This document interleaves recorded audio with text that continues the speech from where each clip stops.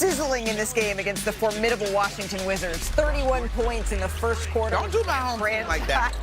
Record.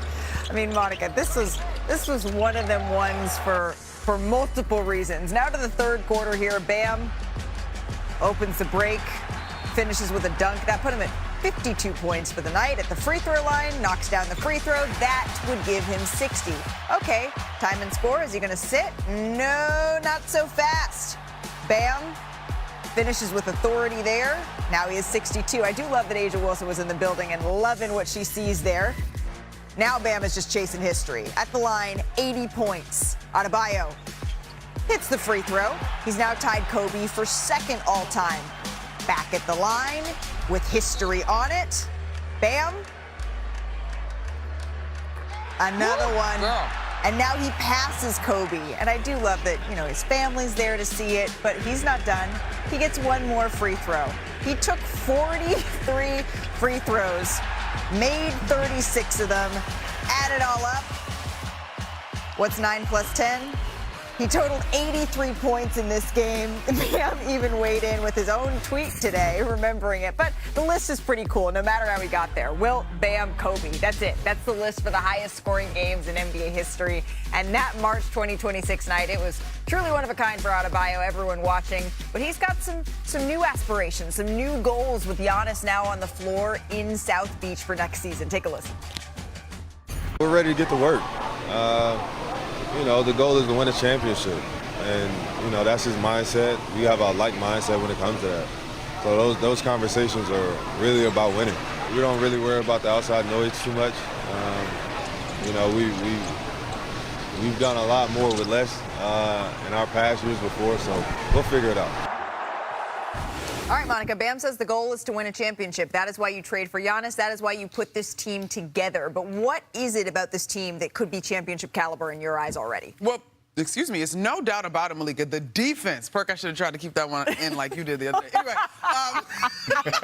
the team's defense, yo, they not giving up no points. Well, maybe, but here we go. Here's an example of the ground that Giannis Antetokounmpo can cover as a defender. We know he's versatile. He's obviously a force to be reckoned with in terms of protecting the paint, but he's on the perimeter guarding Jimmy Butler in this case, right? And so they're going to have an incredibly switchable defense should they choose. Now, obviously, ideally, you don't want Adebayo and Antetokounmpo out on the perimeter all the time, right? But they can in today's NBA where screening is so prevalent, switching is so prevalent, trying to target the guy, target the soft spot in the defense is so prevalent here. They're just willing to be physical. I have no questions, you guys, about what this team is going to look like on the defensive side of the basketball. But the very practical question, and you can see a little bit of the fatigue on Bam's face when he answered that question, but everybody's like, y'all need some shooters. Both of y'all need some shooters. Like, what's happening? And we've seen Bam's three-point numbers increase. They look a little bit better. He could stretch the floor a little bit for Giannis, but it does feel like if we're continuing the thread of grades, Perk, that maybe they still have it incomplete. That's why we heard Pat Riley said that they needed to land another plane, as coy as he may have been being.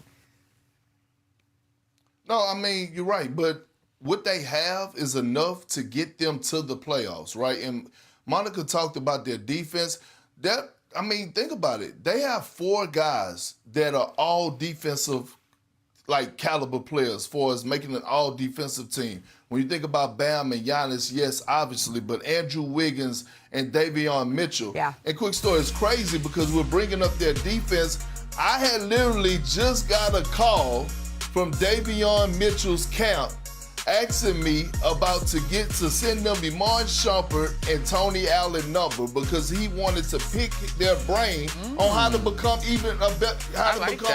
a better defender, right? So think about their mindset going into this. And again, it's going to come down to, can Bam knock down the tray ball consistently? Because we know that Giannis, over the course of his career, has thrived with guys like Brook Lopez and even Bobby Portis to a certain degree. Miles Turner, we didn't get a big enough sample size, but Bam is going to continue to have to knock down corner threes and be able to stretch the floor. But defensively, they're going to win games. And when you think about the teams that they're going to be going up against that are at the top of the Eastern Conference, that double big could give a lot of those lineups a lot of trouble. Perk, I got to ask, internet inquiring minds want to know, since Monica brought it up, that other day when we were in the gym and you had a little, what happened? So I was trying to stop myself from actually sneezing, and I sneezed and coughed at the same time. I was like, damn it, why did I have to be in this shot? And I couldn't hold it. It did go. I did see that video on social media. I speak for everyone when we say we're glad that it was only a sneeze and a cough at the same time. We're going to take a quick break right here to get it ready. August. Oh, my goodness. Okay, well, summer is far from over, but we're in summer school. Summer school is in session. Me and Perk, you got your hands full in that class. I'm handing out some grades. We're starting with the Minnesota Timberwolves here, Perk. The Wolves, they look very different this season after moving on from Julius Randle. They also moved on from fan favorite Naz Reid. A lot of people with tattoos are very sad right now. LaMelo Ball, the full ball experience is in Minnesota. The Wolves have made at least the conference finals, the semifinals rather, in each of the last 3 seasons after making it only once through their first 34 seasons combined. So Kendrick Perkins, you're handing out the grade. What grade are you giving Minnie? I'm actually giving them a B+, to be honest with you. I know a lot of people are down on the Minnesota Timberwolves. I'm not one of them. I think it's only 2 teams that I'm putting ahead of them, and that's the San Antonio Spurs and Oklahoma City. And I just think Anthony Edwards, we're going to see a different version of Anthony Edwards this year. We're going to see an MVP-type version of Anthony Edwards. He has never played with a guy like LaMelo Ball that's going to be able to set the table for him and get him easier looks, and especially in transition. We saw what LaMelo did for Con Knipple last year. I think he's going to have that same effect, us knowing that Anthony Edwards over the last 3 years has been one of the best three-point shooters in the game. Yeah, we've been asking for him to get a point guard. Let's see what happens now that he has one. Next up, Indiana. So the last time, right, we saw Tyrese Halliburton finish a series healthy. The Pacers knocked off the Knicks in the 2025 Eastern Conference Finals, and Indy looks like they're ready to try to get back in there, contend again with those beasts in the East when you look at their starting 5. Remember, they dealt for Ivica Zubac at the deadline last year. They've added Kelly Oubre Jr. to bolster their bench. So, Monica, we all have that friend, right, that took a gap year. I took one between high school and college. I love that. Did. What grade are you giving the Pacers after their gap year? So I have been told I'm a generous professor, but I'm giving these guys a B+. I like the addition of Zubac for this team. I think Tyrese Halliburton getting healthy. And listen, I know that a year ago there was some debate about how fluky it was or wasn't that they made a run to the finals. I was obviously a part of that Knicks series. I don't think it's a fluke. I think Pascal Siakam is one of the more underrated players in the NBA. His adulation, if you will, is contingent on how well his team is or isn't performing, but he's still a quality player in the NBA. And so I really like Jarris Walker. I know they are fans of his opportunity to grow and continue to develop. Nesmith, Nembhard, those dudes are the real deal. I think that the Pacers are going to be right back in the mix in the Eastern Conference. And they know what it takes. They've been there before. All right, let's head back to the West, to Dallas. Let's take a look at the Mavs lineup.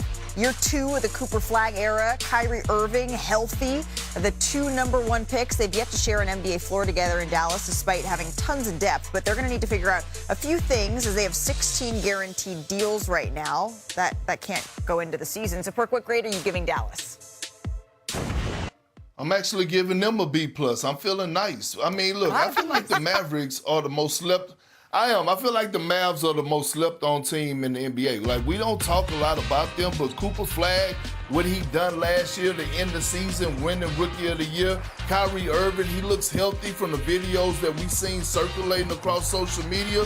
And also, when you look at the center position, Derek Lively and Daniel Gafford, P.J. Washington, like, they got great depth, right? It's just how quick are they going to be able to adjust to their new head coach. But outside of that, they got the talent. I would not be surprised if we look up at the end of next season and the Dallas Mavericks has some way found themselves in the postseason. All right, so we've handed out 3 grades, 3 Bs. Depending on who your parents are, they're either very disappointed or super excited. So let's end with the Boston Celtics, all right?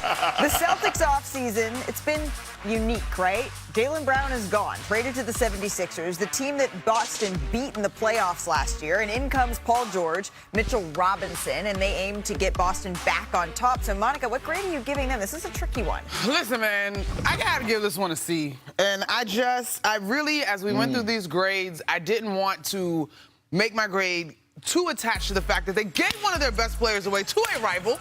even though I'm still sort of baffled by that. Yeah. But I do think that this is a C here. And C is a passing grade.